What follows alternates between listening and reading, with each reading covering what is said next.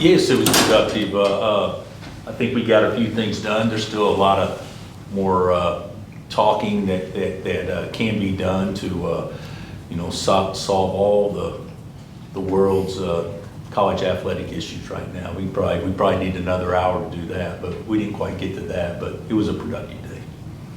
What's been the challenge with the impending House settlement, rev share, all those kind of things?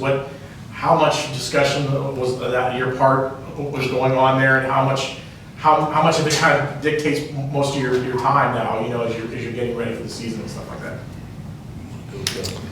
Well, and that's where communication and the alignment of your university. There can't be any dissension or non-conformity. Your president, your athletic director, and the coaches have to, because if we don't, then we have no chance. I mean, one of the great things, but also great challenges of coaching in the Big 12 is that you got to keep up. It's competitive. The SEC got 14 teams in the NCAA tournament this year. We only had 7. So for us to go forward, this House settlement and revenue sharing, and then everything kind of just runs together. Next thing is NIL and transfer portal, and then you can flip around and say that they're all equal. But the biggest thing on campus is making sure everybody's aligned. We're able to do this amount. Are we committed to doing this amount? Because our biggest competitors are doing this amount. So if we're going to do this, we have to be all in.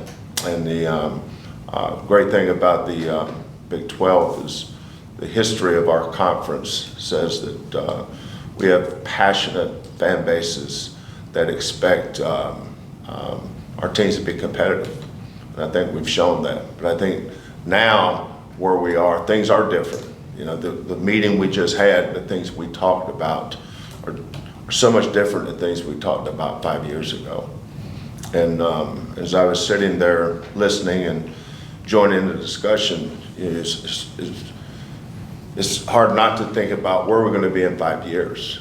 How can we be proactive and keep our league moving forward?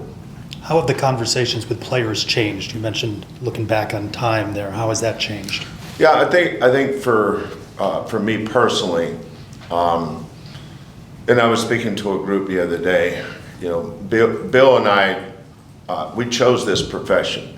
This profession didn't choose us. We chose it, and our reasons for wanting to get into coaching, it can't change. We can't allow these other things. I know other coaches look at it and says, well, I didn't sign up for that. Well, I didn't sign up for it either, but I did sign up to coach. And I'm not going to allow my values, the things that I think are important to me personally as a coach, I'm not going to allow these things to affect my passion for coaching. Because if I do, then I should get out.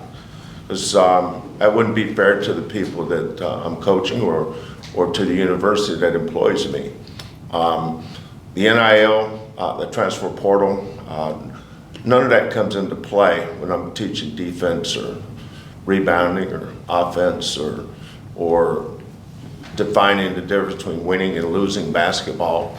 My conversations still remain the same with our teams. I know that I have other guys on staff that handle stuff that is different, but I'm not interested in talking a lot about that. We have somebody else do it. I just want to be the coach.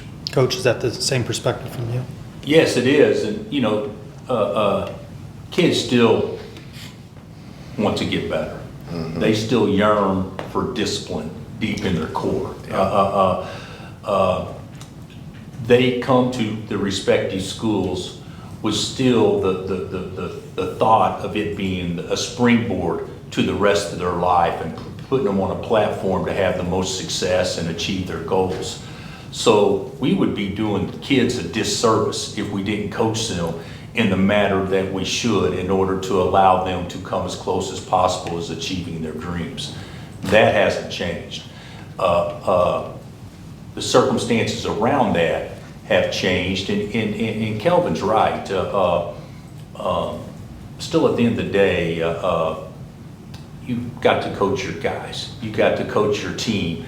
And these changes in college athletics now are so drastic and apparent, but how many businesses out there haven't gone through drastic changes as well, and people have to adjust? We have to adjust, and we have to welcome change. And even though we're uncomfortable in the present, it's going to balance out. You know, it may take a little while, but it's going to balance out. And our sport is still great. And for people, if they would ever say that our sport isn't what it used to be, I don't believe that at all. I think the quality of play this past year with NIL, with the transfer portal, actually on the court was as good as I've seen it in a long time. So that's not the issue. Our game will remain the same. We just kind of got to navigate and get through this stuff. And to the question earlier about the settlement, I think we're dealing in hypotheticals until we positively have the settlement done. And when that's done, I think there'll be more clarity to it that we can all move forward, probably, and feel better about it. Ryan, what are some objectives for the programs in non-conference scheduling, and will the league this year have a non-conference showdown with another league this season? You know, non-conference scheduling is more important than ever before. You know, we spent considerable time today talking about the importance of it. You know, we talked about how successful this league has been from a basketball standpoint. It's something that we do, and we've been the very best over the course of the last 10 years. So in order to stay on that path, and Coach Sampson mentioned the SEC as an example and getting 14 teams in, we want to maximize bids, we want to maximize seeds, and non-conference scheduling is a huge component of that. We're moving from 20 conference games to 18 conference games. And so we spent considerable time talking about the importance of replacing those games with quality games that allows our conference to continue to thrive. Understanding that each of our teams has their own individual needs based on where they are in the process, but the importance of continuing to build our league through successful winning games against other leagues is something that we're really focused on. So will you have a conference clash? I know you had the Big East last year. Is that going to happen again this season for the league?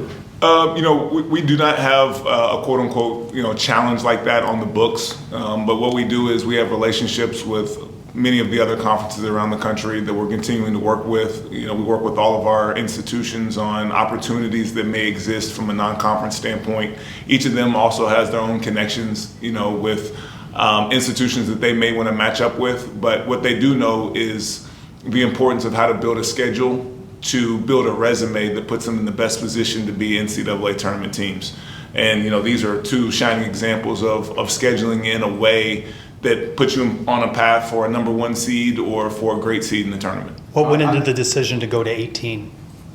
Well, there's several factors that go into it. You know, playing 20 games is challenging, especially in a league like ours. You know, the way that we had it previously constructed, you know, there was no built-in buys in that schedule, and the schedule got very compressed. And when you're playing in the league as challenging as ours, understandably, our coaches wanted a little bit of an opportunity during the course of conference play to take a deep breath. And going to 18 games allows that. It allows us to have a built-in buy, and it's something that we feel like is important for the time being. Did the analytics show that there was an increased chance of at-large bids, or did that go into it all, looking at what the SEC did? Well, you know, we've been at 18 games before, yeah. You know, and going to 20 is something that we did for this past season. The SEC has, you know, they play 18. The Big Ten plays 20. You know, there's a variety of ways to do it. There's many ways to skin a cat.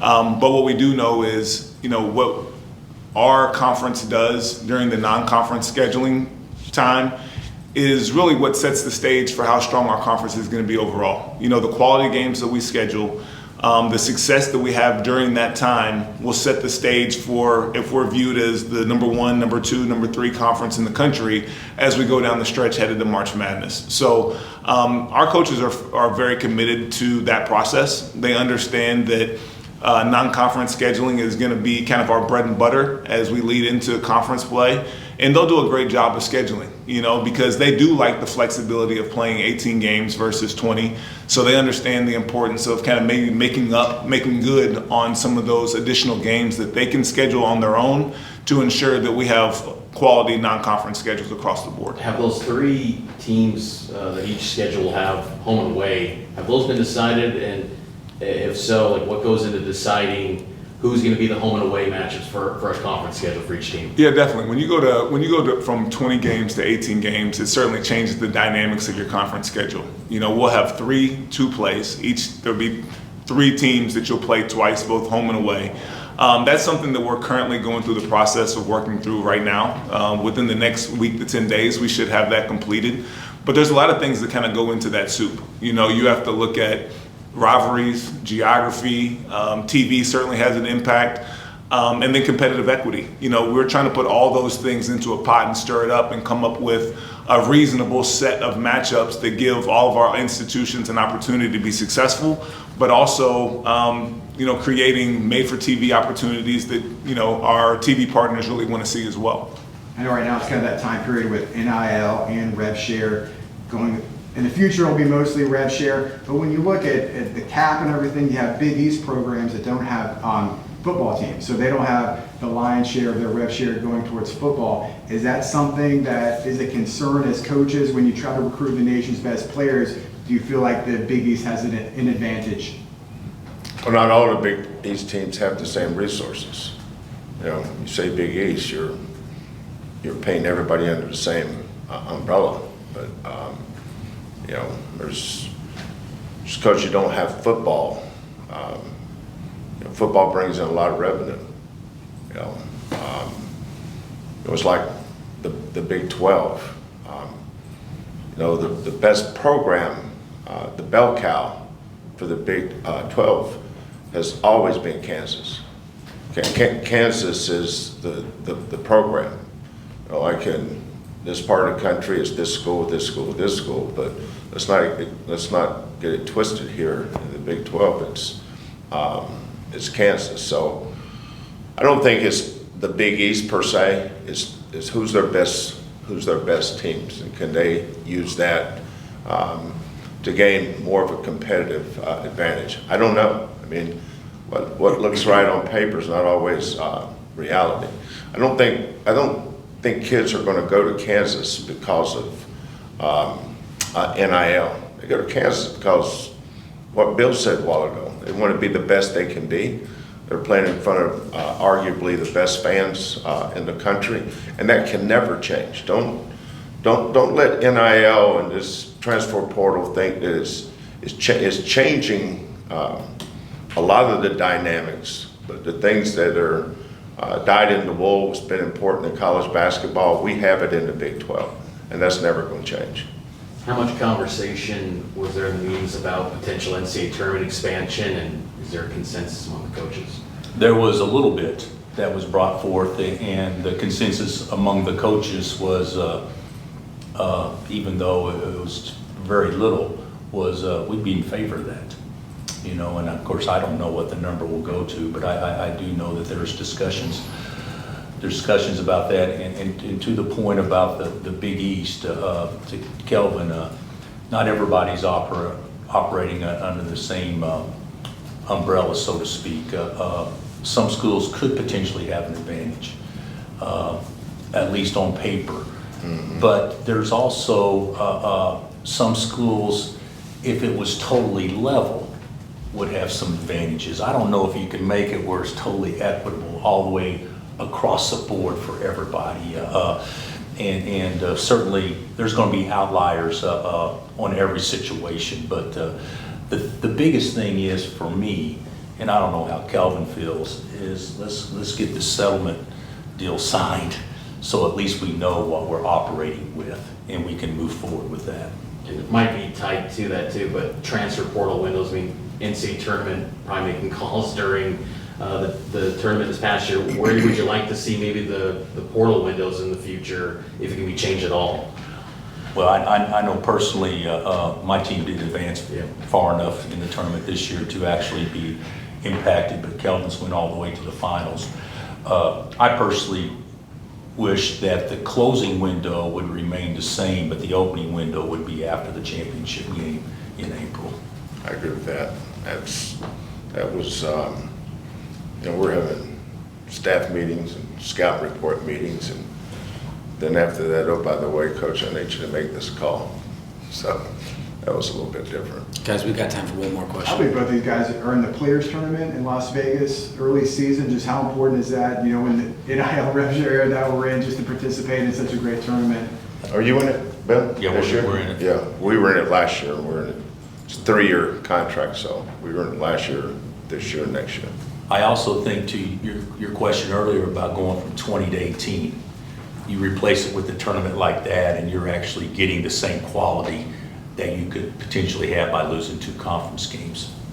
Coach, how excited about Darren Peterson when you're? I'm pretty excited. Yeah, I'm probably as excited about coaching him as I have anybody that I've ever recruited. I think that he is, he's probably the most prepared, equipped 18-year-old that I've had a chance to recruit and be able to work with.